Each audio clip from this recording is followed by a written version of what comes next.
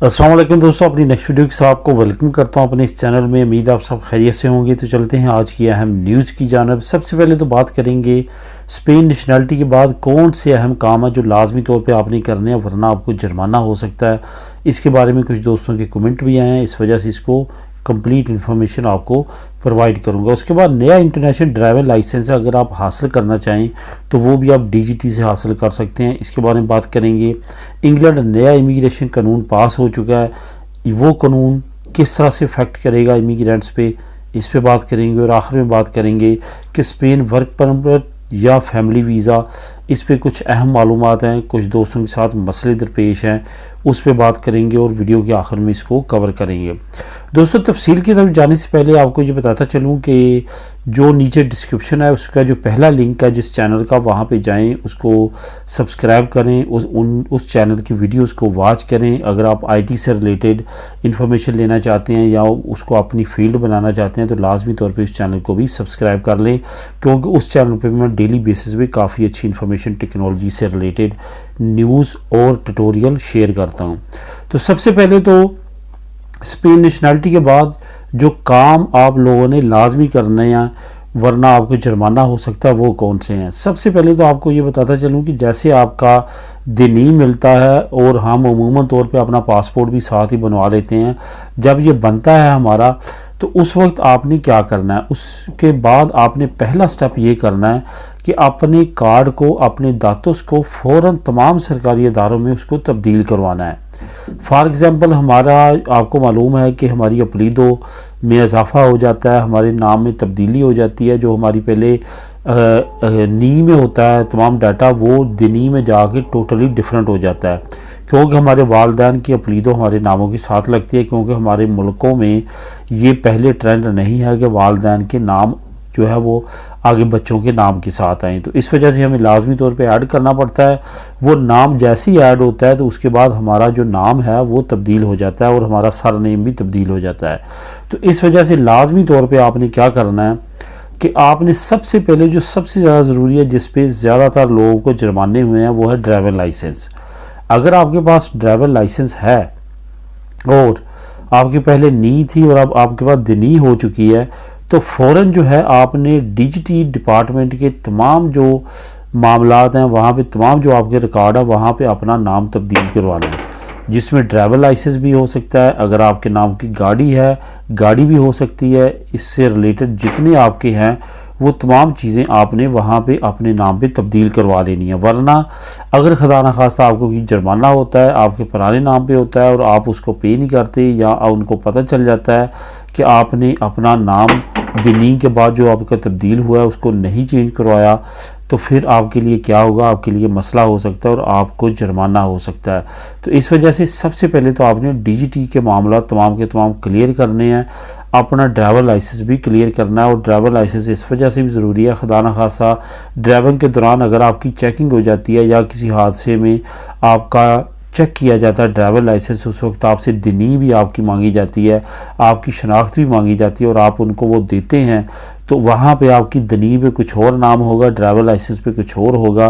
तो इस वजह से भी आपके लिए मसला बन सकता है और आपको जुर्माना हो सकता है। इस वजह से ये आपने पहला काम करना है, डीजीटी डिपार्टमेंट से रिलेटेड तमाम चीज़ें अपनी चेंज करवा लेनी है। उसके बाद सरकारी जितने अदारे हैं, जिसमें सूरीदा सोशल है, जिसमें असिंदा है, इसमें ख़ास तौर पे आपने तमाम अपने मामलात जो है वो क्लियर रखने हैं, अपने तमाम दातुस अप टू डेट रखने हैं। अपना जो नाम है, जो आपका नया दिनी आया है, उसमें आपका मालूम है कि दिनी नंबर भी चेंज हो चुका है, वो तमाम दातुस नए आपने दे देने हैं ताकि वो उनके रिकॉर्ड में आ जाए। उसके बाद मेडिकल कार्ड, जो आपका मेडिकल रिकॉर्ड, वहाँ पे लाजमी तौर पे करें, क्योंकि वहाँ पे तमाम चीज़ें आपकी नए दिनी और आपके नए नाम पे आएंगी। उसके बाद पदरोनामिंतो जुंतामिंतो लाजमी जाएं, अपनी पदरोनामिंतो का तमाम डाटा जो है वो तब्दील करें। ये ज़रूरी नहीं है कि सरबरा को नेशनलिटी मिलती है तो वो अपने दातों तब्दील कराए। अगर आपके बच्चों को भी पहले नी थी और जुंतामिंतो में पदरोन में वो नाम और वो नी नंबर थे, तो आपने जैसे उनके पास नेशनैलिटी आती है तो लाजमी तौर पे वहाँ पे अपना डिटेल जो है वो तब्दील करवाए, अपने बच्चों की भी, उनकी भी वहाँ पे पतरोना मिनतों में उनका नया दिनी और उनका नाम अपलीदो नए वहाँ पे लाजमी तौर पे अंदराज कराएँ, यानी कि नई दिनी उनको दे के आएँ। इसी तरह दोस्तों हर बंदे की सर्कमस्टेंसेस के मुताबिक अलग-अलग से रूटीन है, अलग-अलग से डिपार्टमेंट्स हैं। अलगर्ज़ यही है कि तमाम डिपार्टमेंट जिनके साथ आपका लेन देन है या था उनके साथ लाजमी तौर पे अपने डाटोस की एक्सचेंज कर लें और उनको तब्दील कर लें, ताकि आपको फ्यूचर में भी किसी तरह की भी परेशानी लाहक ना हो। अब बात करते हैं नया इंटरनेशनल ड्राइविंग लाइसेंस जो कि डीजीटी ने शुरू कर दिया है। अगर आपके पास यहाँ का ड्राइविंग लाइसेंस है और आप इंटरनेशनल ड्राइविंग लाइसेंस भी हासिल करना चाहते हैं तो आप डीजीटी के ऑफिस में जाके उसको अप्लाई कर सकते हैं। यहाँ पे कुछ अहम बातें हैं, कुछ अहम इंफॉर्मेशन है जो आपको दूंगा। आपने जब डीजीटी का इंटरनेशनल लाइसेंस लेना है तो उस वक्त आप वहाँ से कंफर्म भी कर सकते हैं कि किस किस मुल्क में ये आपका जो इंटरनेशनल लाइसेंस है ये कारआमद होगा, आप गाड़ी चला सकते हैं। वहाँ पे आप उनसे वो मुल्क की लिस्ट भी ले सकते हैं जहाँ पे आपका स्पेन का या यूरोप का जो इस वक्त आपके पास ड्राइविंग लाइसेंस है वो कौन कौन से मुल्क एक्सेप्ट करते हैं यूरोपीय यूनियन का ड्राइविंग लाइसेंस, यानी कि उन मुल्क में अगर आप विजिट पे जाते हैं तो वहाँ पे उस मुल्क का लाइसेंस लेने की ज़रूरत नहीं है, बल्कि यही आपका वहाँ पे कारआमद होगा। इसके बारे में आप डीजीटी के ऑफिस से लिस्ट निकलवा सकते हैं, तमाम मालूमात ले सकते हैं, वो आपको प्रोवाइड कर देंगे और उसके मुताबिक आप अपना प्लान बना सकते हैं। जहाँ पे ये ममालिक नहीं होंगे कि आप यूरोपीय यूनियन या स्पेन का फॉर एग्जांपल ड्राइवर लाइसेंस पे नहीं चला सकते, वहाँ पे आप इंटरनेशनल लाइसेंस यूज़ कर सकते हैं, और जहाँ पे आप चला सकते हैं वहाँ पे इंटरनेशनल लाइसेंस भी यूज़ करने की ज़रूरत नहीं होती। नॉर्मल जो ये है कि जिन जिन ममालिक ने जेनेवा कन्वेंशन पे साइन किए हैं वो तमाम ममालिक जो हैं वो वहाँ पे एलिजिबिलिटी है कि आप इंटरनेशनल ड्राइवर लाइसेंस पे गाड़ी चला सकते हैं। जी दोस्तों, अब बात करते हैं अपनी नेक्स्ट न्यूज़ में। नेक्स्ट न्यूज़ ये है कि इंग्लैंड ने नया इमिग्रेशन कानून जो है वो पास कर लिया है। इंग्लैंड की पार्लियामेंट ने अहम वोटिंग की है और उस वोटिंग में इंग्लैंड के प्राइम मिनिस्टर को एक अहम कामयाबी मिली है। असल में ये इमिग्रेशन कवानीन ये हैं कि इलीगल इमिग्रेंट्स को जो बोट्स के ज़रिए यूके में इंटर होते हैं उनको रिवेंडा में डिपोर्ट किया जाएगा। उनको वो सहूलियात जो यूके इस वक्त असाइलम सीकर्स को दे रहा है वो वापस ले ली जाएंगी और उनको जो है वो सहूलियात से महरूम कर दिया जाएगा जो बुनियादी सहूलियात हैं, जिससे नए आने वालों की दिल शिकनी होगी और वो यूके का रुख नहीं करेंगे। यहाँ पे ये बताना ज़रूरी है कि कितनी वोटिंग से पास हुआ ये कानून।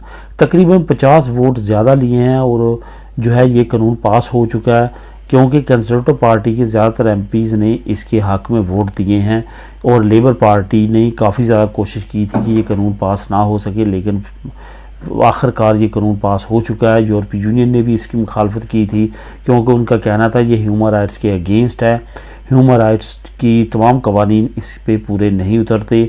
लेकिन इसके बावजूद यूके ने अपनी पार्लियामेंट में बिल पास होने के बाद इस कानून को अमली तौर पे अपनाने का फ़ैसला किया।